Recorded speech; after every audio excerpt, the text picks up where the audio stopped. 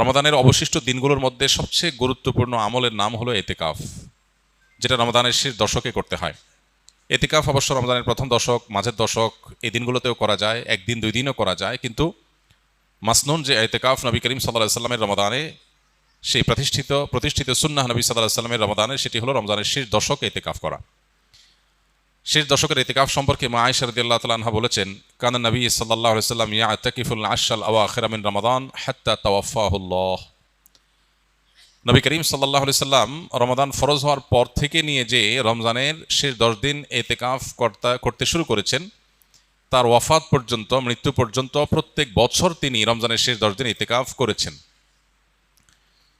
এবং আবু হুরায়রা রাদিয়াল্লাহু তাআলা আনহু বর্ণিত আরেকটি হাদিস থেকে আমরা জানতে পারি যে নবী সাল্লাল্লাহু আলাইহি সাল্লাম তার জীবনে প্রত্যেক বছর রমজানের শেষ 10 দিন এতেকাফ করেছেন, আর জীবনের সর্বশেষ রমজান যেটি ছিল সেই রমাদানে তিনি 20 দিন এতেকাফ করেছেন।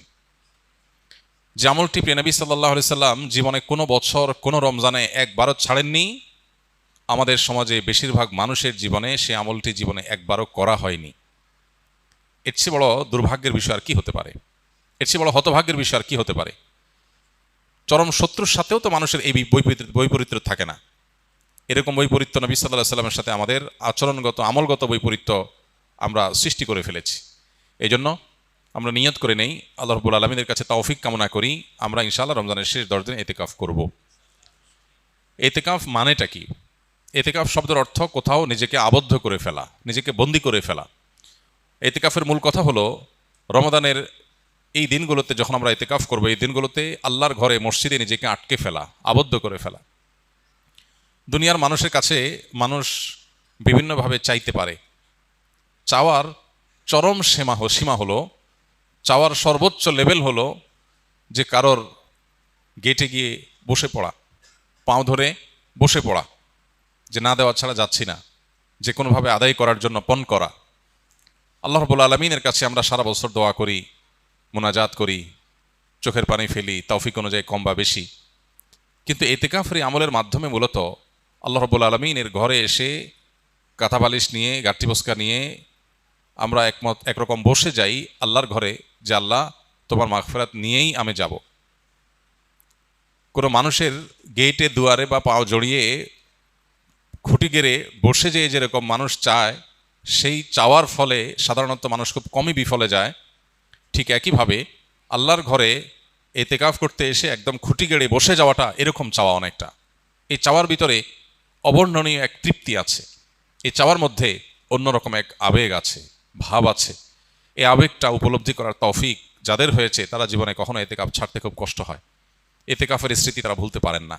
প্রিয় ভাইরা আমার, গোটা পৃথিবীর হাজার হাজার সৃষ্টি আল্লাহর, এগুলো আমাদেরকে, আমাদের মনোযোগকে, আমাদের ফোকাসকে নানা দিকে বিক্ষিপ্ত করে রেখেছে। সোশ্যাল মিডিয়ার এই যুগে, বিশেষ করে অনলাইনে বিচরণের এই সময়টাতে আমাদের মনোযোগ হাজার হাজার জিনিস নিয়ে যাচ্ছে। আমরা যখন সোশ্যাল মিডিয়া স্ক্রল করি, আমাদের সামনে কোনো একটা পোস্ট আসে, আমরা এই পোস্টটা দেখব কি দেখব না সিদ্ধান্ত নেই। স্ক্রল করে যাওয়ার পর বা স্ক্রল করে যদি কোনো পোস্ট সামনে আসে, আমরা যদি সেটা দেখি, তখন রিয়্যাক্ট করব কি করব না সেখানে আমরা মনোযোগ দেই। কোনো পোস্ট আমাদের হাসি উদ্রেক করে, কোনোটা আমাদের কান্না পাইয়ে দেয়, কোনোটা দেখে আমাদের হয়তো বিরক্ত লাগে, কোনোটা দেখে আমাদের ভালো লাগে। আমাদের অনুভূতি, আমাদের আবেগ, আমাদের সিদ্ধান্ত, এগুলো এত ভাগে বিভক্ত যে পরিপূর্ণ আল্লাহ রাব্বুল আলামিনের প্রতি মনোযোগী হওয়ার সুযোগ, পরিপূর্ণ আল্লাহর দিকে ফোকাস দেওয়ার সুযোগ, আল্লাহর দিকে ফোকাস তো অনেক পরের বিষয়, নিজের নফসের প্রতি ফোকাস দেওয়া, নিজের ভালোর চিন্তা করার সুযোগটা আমাদের দিন এবং রাত 24 ঘন্টা আমরা ব্যয় করে একটুও বের করতে পারি না। বেশিরভাগ মানুষ শেষ কবে নিজেকে নিয়ে ভেবেছেন? বয়স কত হয়েছে? গন্তব্য কোথায়? আমার কোথায় যেতে হবে? আমি কি আসলে জান্নাতে যেতে পারবো? আমি যে ট্র্যাকে আছি সেই ট্র্যাকের শেষ মাথা কি জান্নাত নাকি জাহান্নাম? আমার নিজের কল্যাণের জন্য আমি ভাবনার সুযোগ পর্যন্ত পাই না। আমরা এত ব্যস্ত, এই বস্তুবাদী পৃথিবী আমাদেরকে এত এঙ্গেজ করে ফেলেছে, এত ব্যস্ত করে ফেলেছে, নিজের জন্য সময় দেওয়ার সুযোগটা আমাদের নাই। আমরা ব্যস্ত। আমাদেরকে জিজ্ঞেস করা হয় কেন ব্যস্ত? আমাদের ক্যারিয়ারের জন্য ব্যস্ত, আমাদের নিজের উন্নতির জন্য ব্যস্ত, আমাদের সামাজিক অবস্থানের জন্য ব্যস্ত। অথচ এই সব ব্যস্ততার আড়ালে আমাদের নিজের অনন্ত অসীমকালের যাত্রার, আমাদের রবের এই বিষয়গুলোর প্রতি ফোকাস বা মনোযোগ দেওয়ার সুযোগ আমাদের হয় না।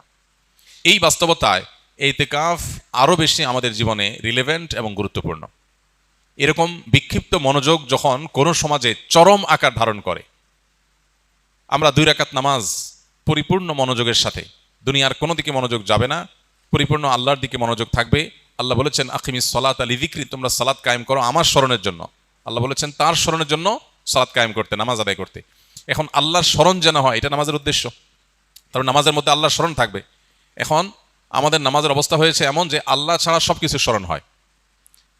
2 রাকাত নামাজ শুরু থেকে শেষ পর্যন্ত পরিপূর্ণভাবে পড়ব, কিন্তু মনোযোগ আল্লাহ ছাড়া অন্য কোনো দিকে যাবে না। এই চ্যালেঞ্জ আমরা কয়জন মানুষ নিতে পারবো? কয়জন মানুষ আমরা এই চ্যালেঞ্জ নিয়ে সফল হতে পারবো?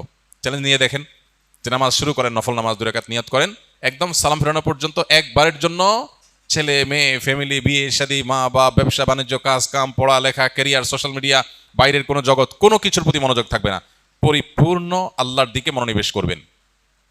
এরকম 2 রাকাত নামাজ পড়া সহজ না কঠিন দেখেন চিন্তা করে, প্রিয় ভাইরা আমার। অথচ আমাদের দিনে কতগুলো রাকাত নামাজ পড়া লাগে, সেখানে 2 রাকাত নামাজেও আমরা এই মনোযোগ দিতে পারি নাই। পৃথিবীতে যারা সফল হয়েছেন, যারা জাগতিক বিচারে সফল হয়েছেন, সফল ব্যবসায়ী, সফল ক্রীড়াবিদ, সফল চাকরিজীবী, সফল পেশাজীবী, যে কোনো মানুষ তার জগতে সফলতা অর্জন করেছেন, সাফল্য অর্জন করেছেন। সাফল্যের জাগতিক সংজ্ঞায় বা প্রচলিত অর্থের সাফল্যই বোঝাচ্ছি আমরা।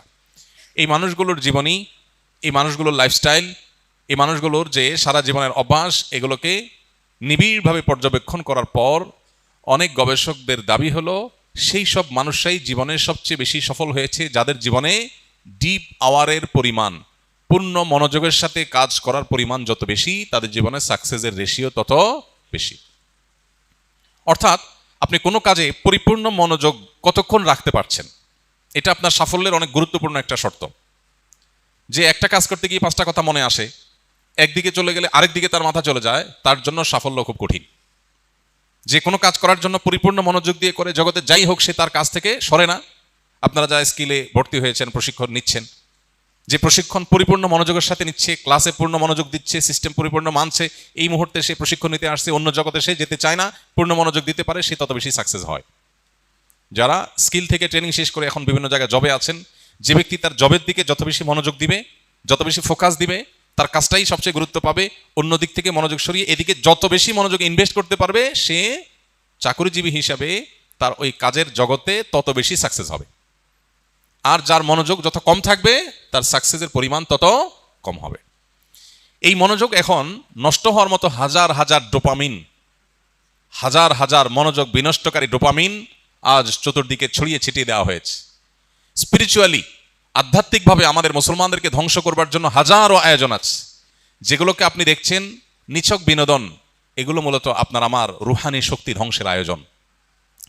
যেগুলোকে আপনি দেখছেন নিছক টাইম পাস, সেগুলো আসলে টাইম পাস না, সেটা আপনার লাইফ পাস। আমাদেরকে শেষ করে দেওয়া হচ্ছে, মনোযোগ নাই। 2 রাকাত নামাজ পড়ার মতো মনোযোগ যার নাই, তার জীবনে সাকসেস কোত্থেকে আসবে? প্রিয় ভাইরা আমার, ইতিকাফ আপনার জীবনে, আমার জীবনে এই অভাবটা পূরণে সবচাইতে বড় ভূমিকা রাখবে। কারণ ইতিকাফের মানেই হলো তুমি একমুখী হও। 355 দিন তোমার ব্যবসা বাণিজ্য, কাজ কাম, ফ্যামিলি, সোশ্যাল মিডিয়া, তোমার আশপাশ, প্রতিবেশী, পরিবেশ ইত্যাদি ইত্যাদি, এগুলো নিয়ে হাজারটা কাজ নিয়ে তুমি ব্যস্ত ছিলে। 10টা দিন তুমি পরিপূর্ণ শুধু নিজের প্রতি মনোযোগ দাও, নিজেকে সময় দাও, নিজের আল্লাহর সাথে সম্পর্ককে নিবিড় করো, শুধু আল্লাহকে স্মরণ করো, একমুখী মনোযোগ দেওয়ার চেষ্টা করো। এই প্রচেষ্টার নাম ইতিকাফ। ইতিকাফ আমাদের জীবনের মিনিং চেঞ্জ করে দিতে পারে। ইতিকাফ আমাদের জীবনের অর্থকে পরিবর্তন করে অনর্থক জীবন থেকে অর্থবহ জীবনের ট্র্যাকে আমাদেরকে তুলে দিতে পারে। এই জন্য ইতিকাফের নিয়ত করবো তো ইনশাআল্লাহ।